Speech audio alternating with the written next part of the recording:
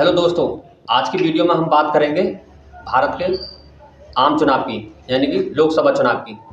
कल 17वां लोकसभा चुनावों का चुनाव आयोग ने ऐलान कर दिया है और चुनाव आयोग ने ऐलान होते ही चुनाव आचार संहिता लग गई है।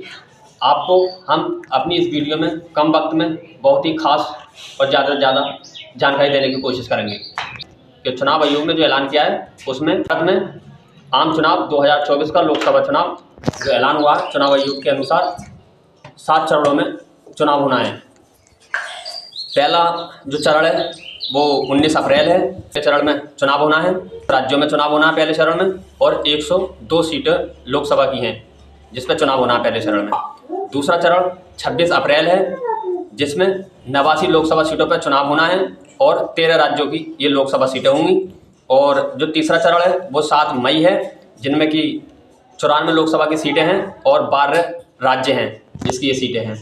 चौथा चरण 13 मई है और 13 मई को 96 सीटें लोकसभा की जिन पर चुनाव होना है और 10 राज्यों की ये सीटें होंगी।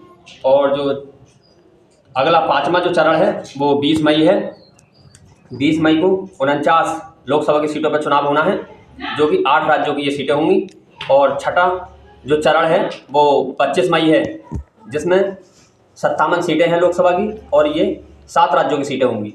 और जो आखिरी चरण है यानी कि 7वां चरण वो 1 जून है और 57 लोकसभा की सीटें हैं और ये 57 सीटें जो होंगी वो 8 राज्यों से होंगी।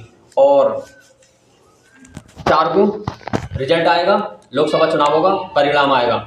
दो और महत्वपूर्ण एक जानकारी और है कि 21 राज्य ऐसे हैं भारत के जिनमें एक ही चरण में यानी एक ही बार में लोकसभा का चुनाव पूरे राज्यों में हो जाएगा। 21 राज्यों में सिर्फ भारत में 3 राज्य ऐसे हैं जो कि 7 चरणों में चुनाव है, उत्तर प्रदेश में, बिहार में और बंगाल में। इन तीनों राज्यों में सीटें ज़्यादा होने की वजह से चुनाव आयोग ने 7 चरणों में चुनाव करा है। उत्तर प्रदेश, बिहार और बंगाल में 7 चरणों में चुनाव है।